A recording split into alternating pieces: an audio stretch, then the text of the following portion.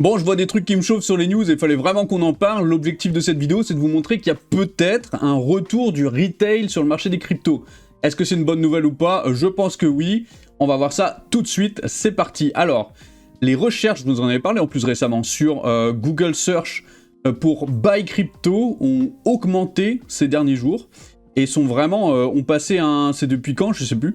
Je sais plus depuis combien de temps, depuis 2023. Ouais, ça fait... Ils ont dépassé le plus haut de 2023.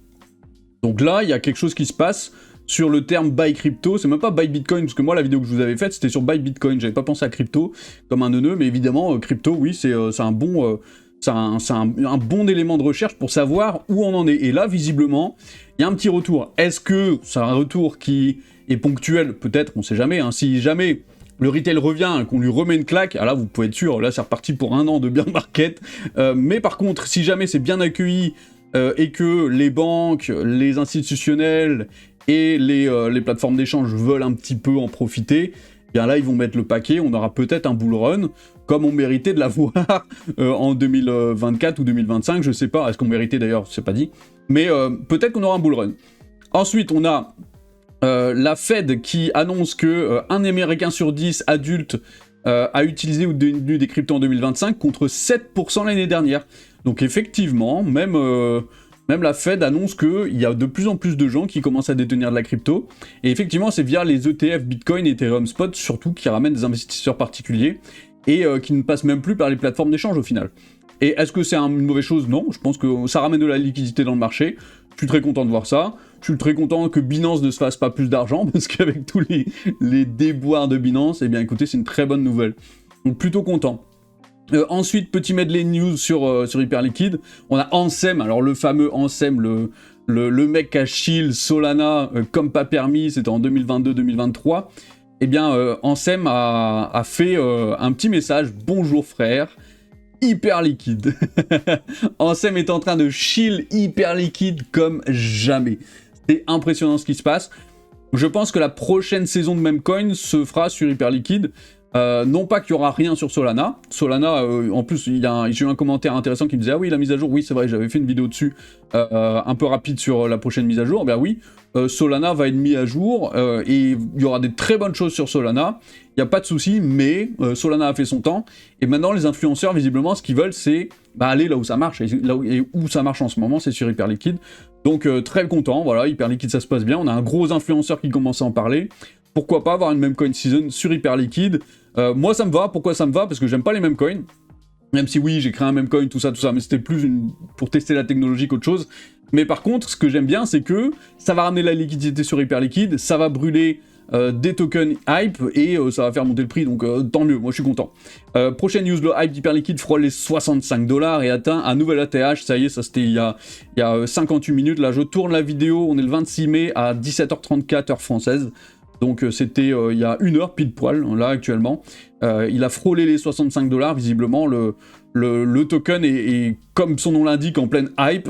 Et donc ça fait plaisir à voir, je suis content. Et dernière petite news ici, Bitwise a acheté 162 367 hype supplémentaires au cours des 2 dernières heures. Donc c'est pour ça aussi que le prix monte. À mon avis, c'est pas pour rien, selon le site officiel, Bitwise détenait 723 millions au 21 mai. Donc là, ils ont rajouté combien? 162, et 723 000, pardon. Ils sont pas loin du million, ils sont environ à 900 000 là. Là, ils sont environ à 900 000, donc vraiment impressionnant de voir ça. Ça fait hyper plaisir de voir un petit peu l'engouement autour d'Hyperliquid. Je l'ai attendu et franchement, ça me fait plaisir de le voir. À propos de ça d'ailleurs, je l'ai attendu, je l'ai annoncé, je vous en avais parlé, je suis très content de vous en avoir parlé. J'ai reçu un petit message de Del Bosque ici qui me dit: ce discours de je vous l'avais dit, moi je suis le seul, vous fait vraiment fuir, dommage.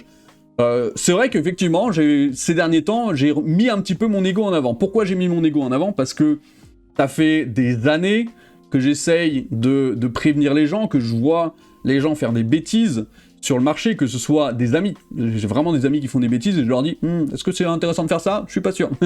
Puis effectivement, ils se cassent la gueule. Mais pas que des amis aussi, j'ai essayé de faire de l'influence auprès de certaines personnes qui m'ont pas vraiment écouté. Et là, je suis content et je suis galvanisé parce qu'il y a vraiment des gens qui m'ont écouté et qui ont gagné. Alors oui, ça a flatté mon ego. Oui, je me sens puissant. Oui, je le montre en vidéo. Est-ce que ça sera le 100% de ma personnalité tout le temps à partir de maintenant? Non, parce qu'il y a des moments où je vais me casser la gueule, et je serai là, je serai honnête, et aujourd'hui je mets mon ego en avant, et demain je mettrai mes échecs en avant. J'ai aucun souci avec ça. Donc si jamais ce type de vidéo où je suis un petit peu dans l'excès, un petit peu à regarder c'est moi le boss, vous dérange, je vous invite à aller voir d'autres chaînes. Néanmoins, je pense que si vous arrivez à faire abstraction de cette chose-là, il y a quand même du contenu sur mes vidéos. Je suis fier de ce que je fais, je suis fier des vidéos que je propose, je suis fier de mes analyses. Je pense que j'apporte quelque chose que d'autres personnes n'apportent pas. Ça veut pas dire que les autres n'apportent rien. Moi, par exemple, je suis un gros fan de Gabriel Alpha Team. J'adore ses vidéos, elles sont exceptionnelles, et il fait quelque chose que je ne fais pas. Et je trouve que c'est complémentaire, et ce que je propose est complémentaire aux autres. Maintenant, il y a aussi des buses, il faut le dire. J'ai vu l'autre jour sur TikTok un mec qui disait « Ouais, Coinbase a racheté Hyperliquid ». Non, Coinbase n'a jamais racheté Hyperliquid. Il a fait toute une vidéo en se basant sur ce principe-là pour dire « Ah ouais, mais du coup, la décentralisation... » Stop, Coinbase n'a pas racheté Hyperliquid. Donc, oui, je donne des infos qui sont vérifiées. Je me base toujours sur des sources. Je ne fais jamais de vidéos à la volée comme ça, sauf quand c'est des analyses de prix, etc., où là, effectivement, je donne mon point de vue. Mais sur Hyperliquid, la raison pour laquelle Hyperliquid a monté, ces raisons-là, je les ai expliquées depuis bientôt 3 mois. Et donc, c'est pour ça que oui, je me sens fier, je suis content, et j'ai envie de le partager. Il y a des gens qui n'aiment pas ça, je peux comprendre, c'est pas grave, peut-être revient dans 2 mois, revient pas du tout. Il y en a pour tout le monde de toute façon sur Internet. Profite, voilà, c'était juste une petite mise au point. En tout cas, je suis d'accord avec lui, oui, c'est vrai que j'étais à fond là-dedans, il n'y a pas de souci. Et sur ce, bah, prenez soin de vous et allez voir les liens en description, et surtout ma nouvelle vidéo, sur ma nouvelle chaîne, tout est affiché dans la description, allez-y, y faire un tour, et à bientôt, ciao.